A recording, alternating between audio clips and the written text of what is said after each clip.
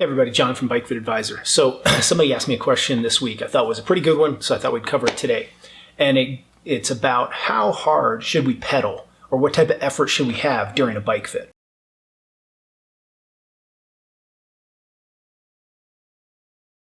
Now, if you've never performed a bike fit or you've never had one, this might not be anything that you've ever thought of, but it's actually pretty important. It's an interesting question because, as with most things, the answer is a little bit complicated in the fact that there's no one correct answer. Now, I know many people and many bike fitters, they just assume and they kind of go right towards effort level like threshold or FTP. This is understandable because it's an easy metric to kind of grasp, and it definitely has, and this effort level definitely has some usefulness in training. But there's a problem with using threshold effort during a bike fit, and it's the fact that when we work at threshold or a little bit above even, often a rider's mechanics will actually clean up.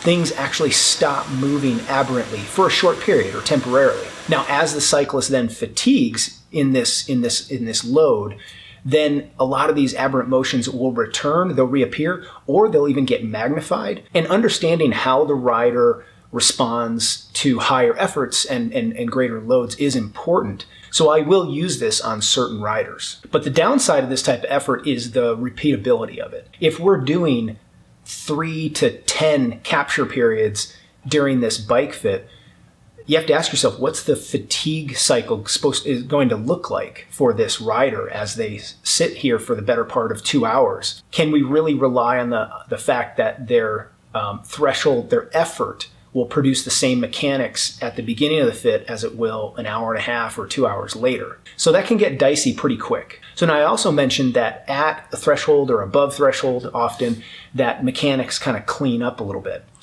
And we sort of have to wait for things to some extent to digress, or for the rider to settle in a little bit more. And quite frankly, this just takes time, often time we don't have.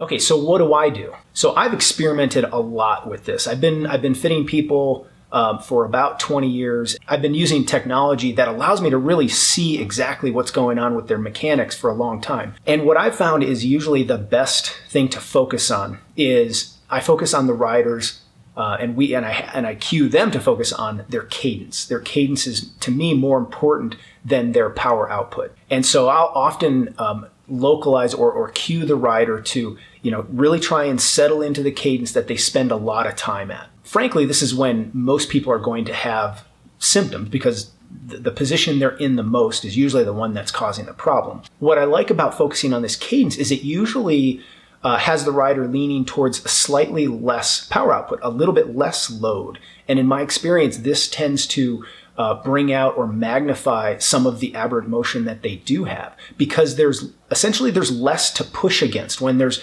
less to push against, then joints that maybe, like, let's say a hip wants to drop, or the knee wants to drift or something like that. These are the types of things that actually will come out when there's a little less force on the pedals. Put a little more force on the pedals, and now often these things will kind of clean up again temporarily. And this type of effort is infinitely almost repeatable. I can test a person with 4 different capture periods in 10 minutes and not have any problem. I'm going to get pretty much, as long as I'm hitting the same cadence, we're going to get pretty much the same. We're going to get the same representation of the mechanics each time we do it. And in this way, then we'll be able to really get good objective data and compare how they're working now versus before we made changes. Now, it's important to know, though, that pretty much with every single bike fit, I still get capture periods with higher loads.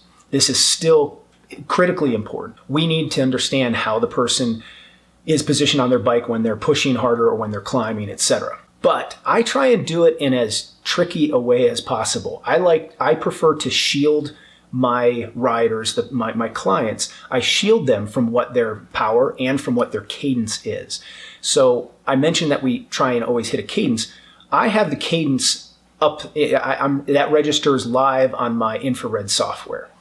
And so I will just cue them into basically, based on how they feel, whenever they find that cadence that they feel, like they spend most of their time at, I will take that number and try and make sure that they hit that each time. But when I'm trying to get more higher loads, I'll kind of do it in, like I said, in a backwards sort of way. Is I will cue the rider that, hey, we need to pick up your cadence just a little bit. You're a little slower, or I'll say, hey, can you shift one gear harder? I need your cadence to change by this amount, and so without them really overtly knowing it, they might know it on some other level, but I'm trying to see how they respond at a different load and see what happens with the mechanics. And I try to do this so we have before and after versions of this. This is a little bit extra work, but I found that blinding the subject to some of these factors can be really critical in getting really good data. It's interesting how funny things can happen when a subject kind of knows you're looking for something in particular. I'd rather they be pedaling with a completely blank slate, not thinking about anything. So there you go. I like to focus again on cadence. Again, the cadence they spend most of their time at.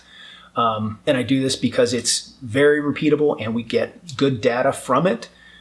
Good representative data of what their mechanics look like at their worst most of the time. But again, I still do pepper in some higher loads so that I can offset some of that data and see how the person responds to greater efforts. So yeah, if you have any questions about that, let me know down in the comments below. If you haven't already, you can sign up as a member on my website. It's free, and it gets you access to a bunch of free bike fit content. So thanks everyone for your support, and I'll see you next video. Thanks everyone.